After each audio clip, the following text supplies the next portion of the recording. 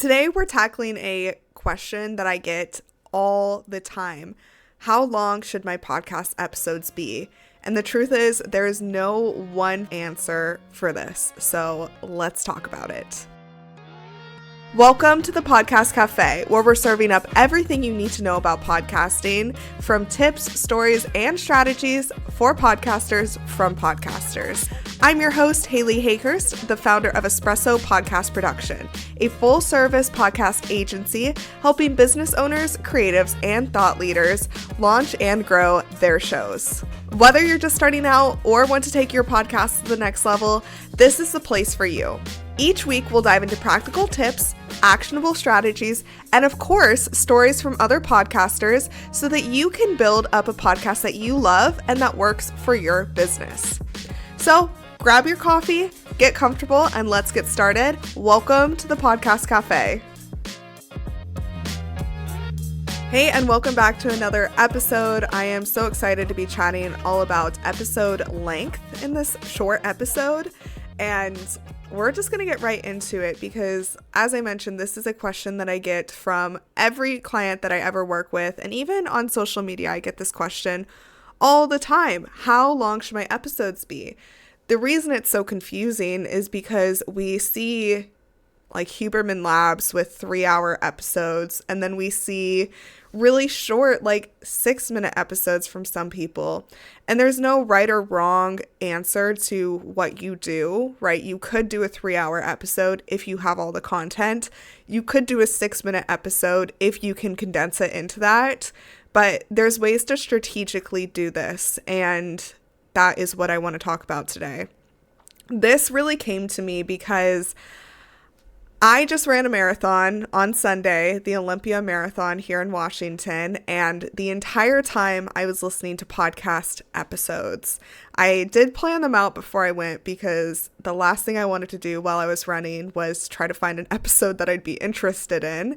But throughout that run, and then also throughout my life, the length of episodes I want to listen to are actually different. So when I'm running, I love an hour-long episode. I love an hour-plus episode. I like not having to switch what I'm listening to as I'm running.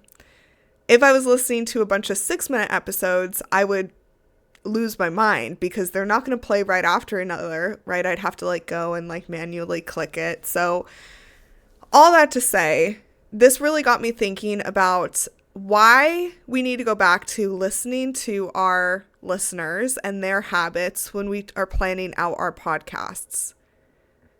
If you have a podcast that is for busy moms, you're not going to want to do 3-hour episodes. That'd be really, you wouldn't be thinking about your listener if you did that.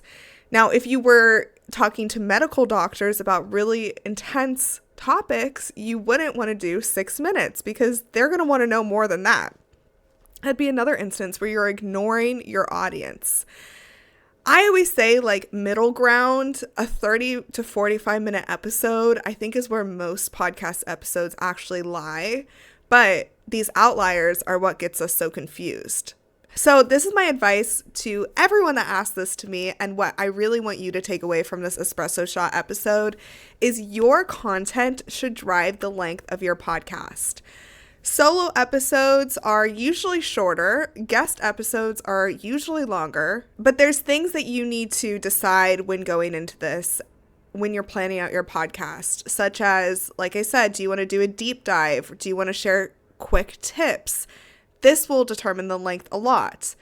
Are you storytelling? Are you teaching? Are you interviewing? The content format matters a lot when you're deciding the length. So for this podcast, Podcast Café, these shorter Espresso Shot episodes are quick and punchy because I built it that way. My guest episodes are longer because I built it that way. I didn't just go into recording podcasts and say, well, let's see how long this is going to take.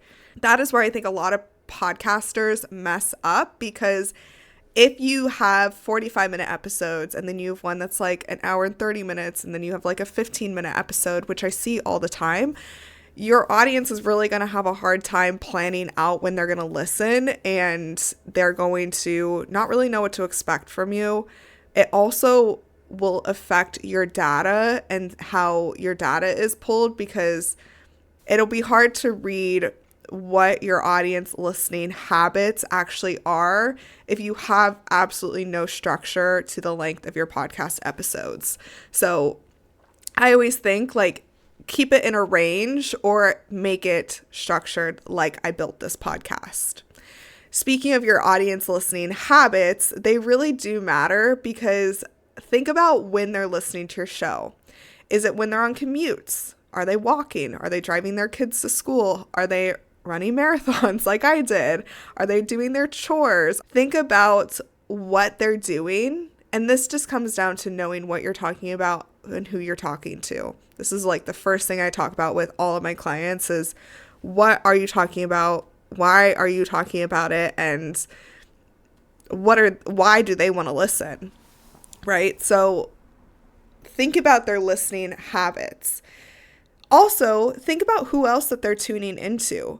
When you get your Spotify Wrapped around the end of the year, you can see who else your podcast listeners are really listening to. If you go to your Apple Podcast page, like on your phone, if you just look up your podcast name, you can scroll and see like what other podcasts are recommended.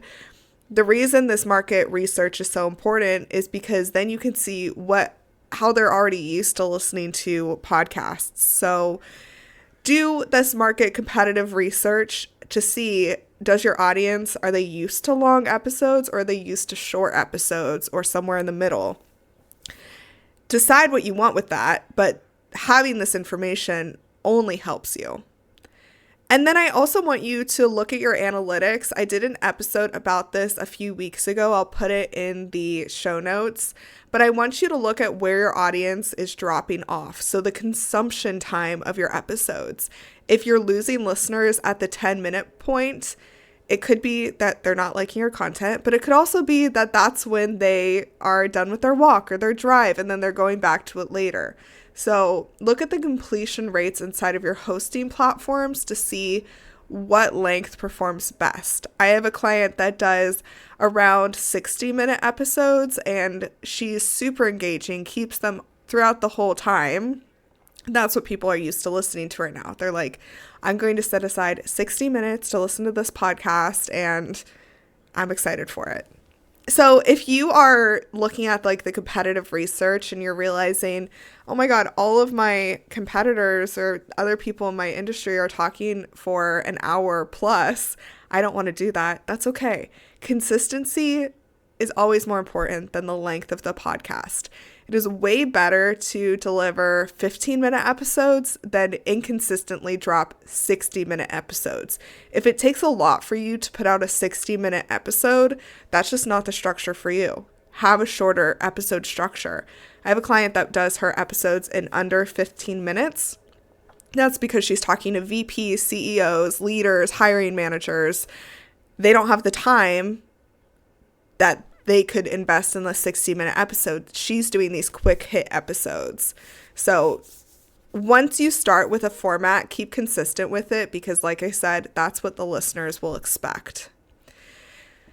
I also want you to test it out. If you're just starting your podcast and you're not sure what way to go, test out a couple different formats and see, do you like doing long interview episodes? Do you like doing short interview episodes? Long solo episodes, short solo episodes. You could also survey your audience, but I would really look at other podcasts in your industry. But if you are surveying your audience, just ask something like, do you prefer quick win episodes? Do you prefer deep dive? Do you like solo interview? Because these are the people that are going to be listening at first. So it's important to create the content for them. So just test it out. Like I said, there's no right or wrong answer. And that's what makes this such a big conversation in the podcasting space. If you have a podcast already and you've tested out these different lengths and formats, what I want you to do now is go listen to that data episode and look at your completion rates and see what your audience actually is enjoying. So that is all for this quick Espresso Shot episode. As I mentioned, I'll be sharing what I'm listening to every week at the end of these episodes. So lately, I've been loving the podcast Make Shift Happen. I'll put it in the show notes, but this has been a really fun podcast I've been listening to. It's called Make Shift Happen with Samantha Daly. It's all about wellness, self-help, manifestation. I love the way that she presents herself and her guests, and also the way that she talks about these topics. And I don't know, she just has a vibe to her. So that's what I've been listening to. I'd love to hear what you have been listening to, but thank you so much for listening. Let me know if you have any questions that you want me to cover in these Espresso Shot episodes, and I will talk to you soon. Thank you so much for joining me in the Podcast Cafe. I hope you're leaving with fresh ideas and inspiration to take your podcast to the next level. Remember, podcasting is a journey and you don't have to do it alone. I'm here to help you every step of the way.